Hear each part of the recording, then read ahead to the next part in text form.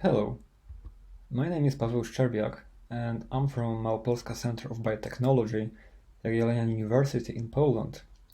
And I will be talking about microbiome protein structure space exploration using simulations and deep learning. The project is an initiative between MCB, Flatiron Institute, University of California, San Diego, Broad Institute, with special help from IBM's World Community Grid.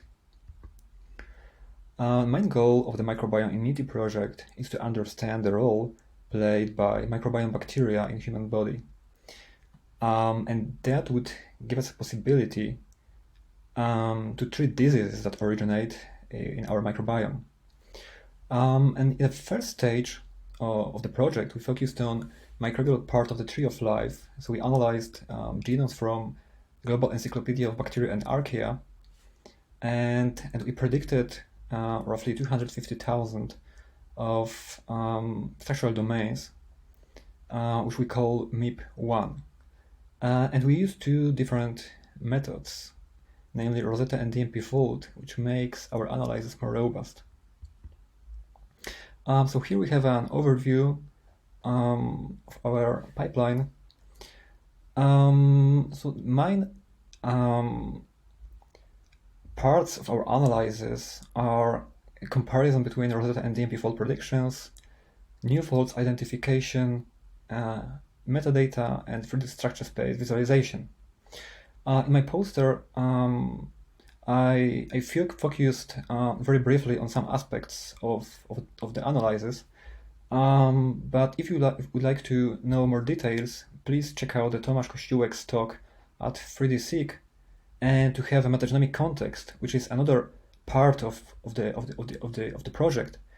Please also take a look at the Mary Maranga's poster at Microbiome session. Rosetta is quite old, well-established, and constantly improved method that utilizes Monte Carlo techniques. On the other hand, DMPFold is quite new deep learning-based procedure. We identified systematic differences between both methods, which is crucial for the analysis of the predictions. For instance, we observed that DMPFold predicts more alpha-like structures than Rosetta, and reversely for alpha, beta, and beta structures.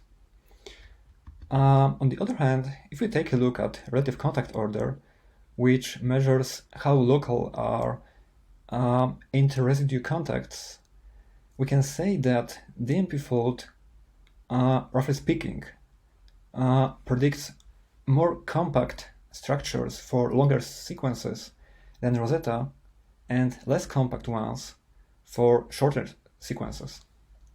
So that's another difference between those methods. When it comes to new folds identification,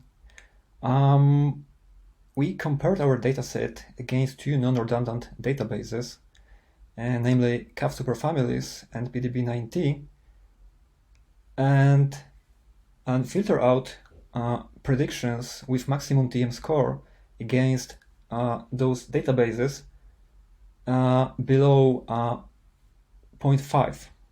So this approach maybe is not perfect one, but at least enables us to shrink the structure space when we should look for putative new folds.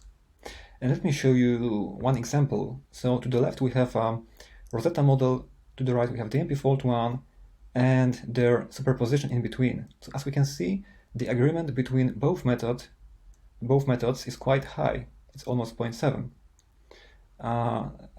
And the TM score, the maximum TM score against CAF and PDB is below 0.5 by construction, and the COIL content is below 20%. And we identified roughly a few hundred of such examples in our dataset.